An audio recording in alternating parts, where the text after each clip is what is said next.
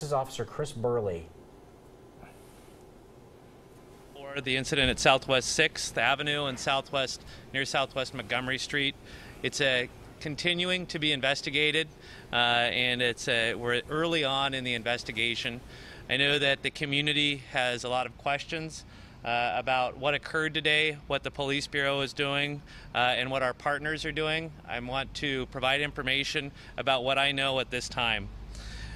So as I stated before, at 10 o'clock, approximately 10 o'clock this morning, Central Precinct officers responded to the report that 3 pedestrians had been struck on the east sidewalk of Southwest 6th Avenue between Southwest Harrison and Southwest Montgomery Street.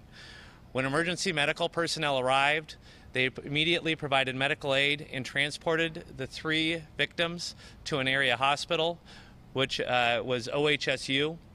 Those 3 victims are adult females. They are all currently continuing to receive treatment. At this time, one of the women is in critical condition, one is in serious condition, and one, the family has asked that no updates be given on her current condition.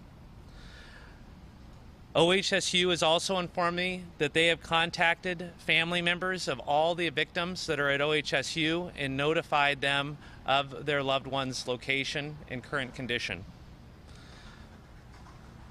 Additionally, the suspected involved vehicle has been located and seized by police after an alert community member observed the vehicle near Northeast 16th Avenue and Northeast Gleason Street.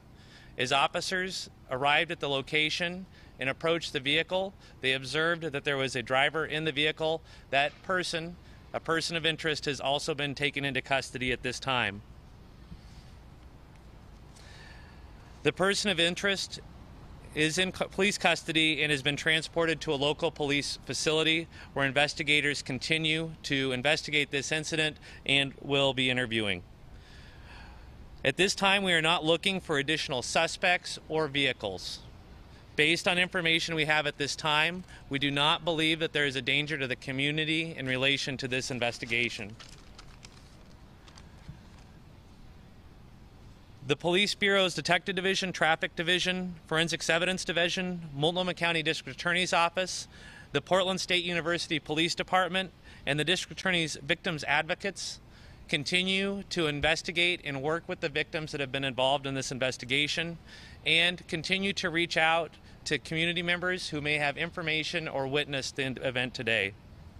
Detectives request anyone with cell phone video, first-hand knowledge or witness to this incident, any businesses nearby, possibly not just in the exact vicinity of where this incident occurred, but in surrounding blocks that may have surveillance video, to contact the non-emergency line at 503-823-3333. Investigators would like to look at that video as well as talk to any witnesses. Additionally, anyone with information about the blue 2005 Mazda Tribute with Oregon license plate 491JHT is asked to contact the Portland Police Bureau non-emergency line as well. We have received some information that the person of interest may have been identified, or information might have been erroneously provided about his location of residence. We caution people to ensure the information that they have has been vetted and that it is accurate. The crisis line, the Multnomah County Crisis Line or call center, has also asked that their information be provided to anyone that was involved in this incident and may need support. The Multnomah County Call Center may be reached at 503-988-4888. The call center has counselors and people on staff that are able to talk with people and assist them in incidents such as this. Chief Outlaw also wanted to provide a statement. Chief Outlaw stated, "I recognize the sensitivity and concerns that surround high-profile incidents such as this. Our first thoughts are with the victims and their families. Investigators are working diligently to collect the facts and maintain the integrity of this case. Any information will be made available as soon as it is learned and as soon as it is appropriate to do so. And I wish to reiterate, there is not believed to be a threat to the community in relation to this current incident. Any questions?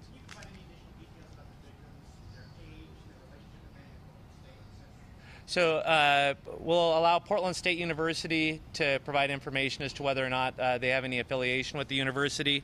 At this time, we're going to hold off on releasing ages as we go through the investigation and as we provide additional releases. I believe that's something that we will be able to provide.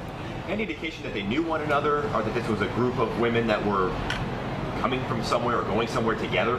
So that's something that as the investigation goes on, we talk to witnesses, we're able to talk to the victims, find that information out. As I stated, one of the victims is in critical condition, one of the victims is in serious condition. We want to make sure that they have their medical needs taken care of before investigators come in and start talking to them. So once investigators are able to talk with them at the hospital, I believe that that's information that we will learn. Can you provide the name of this person of interest? As is a general policy, the police bureau does not release a person's name until they are lodged at the jail. So once, if the person is lodged at the Multnomah County Detention Center, at that time we'll provide a name for the person. You described him as being cooperative with investigators? At this time, it's as I stated before, the custody occurred out at Northeast 16th and Northeast Gleason Street. While I have been in contact with the officers and investigators that are out at the scene, that is not a question that I had answered when I spoke with them. Do you have ties to that part of that the suspect might have been having some sort of mental health crisis in the past? Is there any indication that might be based on that? Yeah. So again, something that we're definitely going to look into. This is a complicated investigation that spans over different. Here in southwest Portland over to northeast Portland, and that is something that investigators will look at, as well as some other factors.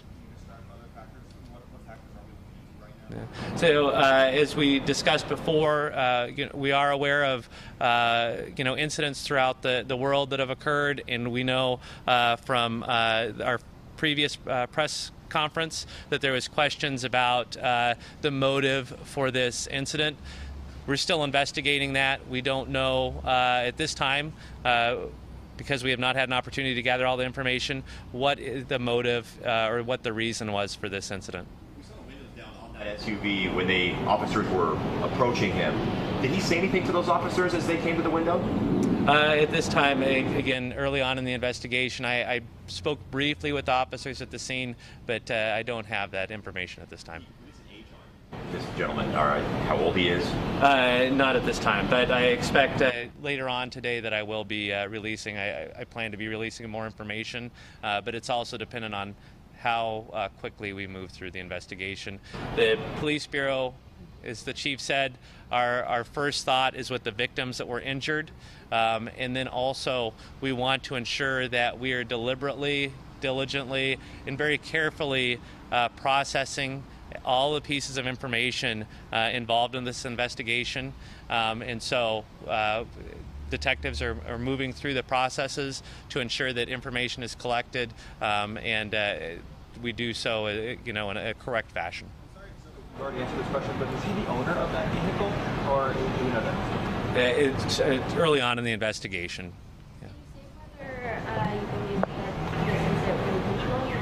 Again, too early on in the investigation. You asked for any surveillance or additional to come forward. How would that information help you to further this investigation? Anytime we can get an idea from more people about what they observed from different points, maybe on the street or maybe if you're in a building, that can also provide us an idea of what they were seeing the vehicle or the person do ahead of time. Surveillance video of this vehicle will provide us potentially an idea of how fast it was going, what the vehicle's action, the driver of the vehicle actions were prior to. So it helps us paint the picture of what was happening. There was some pouring of shot for paint on the sidewalk over there. We know how long this driver was on the sidewalk for. Was it a matter of a few feet, or was it several yards? Again, something that we'll be investigating. We'll be, talking with witnesses that have information, possibly looking at surveillance footage that will help us identify how long the driver was off the roadway and where it was exactly that he was off the roadway. We do know that he was at times on the east sidewalk of Southwest 6th Avenue.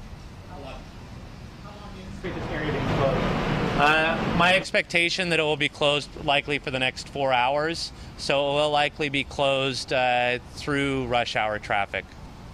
And to note that will be impacting Max, but my understanding is that TriMet is trying to navigate its way around the closure. There were a lot of rumors flying out in the moments following this. We spoke with a young man over here at the donut shop who said he heard from someone that the driver may have come back to hit them again. Was there any indication that he came back or made an attempt to hit more people? So again, I have not heard that, but early on in the investigation, there's a lot of moving pieces. We ask people with information, please contact the non-emergency line. We want to talk with people to learn what they observed and what happened today. How are you going to be working with campus security in the next few days? So we've been in communication with campus security. We've been holding our briefings inside. They've been gracious enough to let us use the campus police department office. It's been reported that the police bureau had prior knowledge of this person of interest having suicidal ideation or delusions. Can you confirm that? At this time, I cannot confirm that. So in addition to searching his vehicle, are there efforts being made to search his residence at this point? So as the investigation continues, as we identify where this person may frequent, may reside, detectives will look at what are the best next steps. Yeah. So again, early on in the investigation, identifying where a person frequents, where they live, or maybe where they stay and don't necessarily have it as their identified residence. So all pieces that we have to look into, a lot of work still to be done. Thank you very much. Again, that was Sergeant Christopher Burley from Portland Police giving us the latest update on what happened this morning at Portland State University, where 3 women were hit by a car.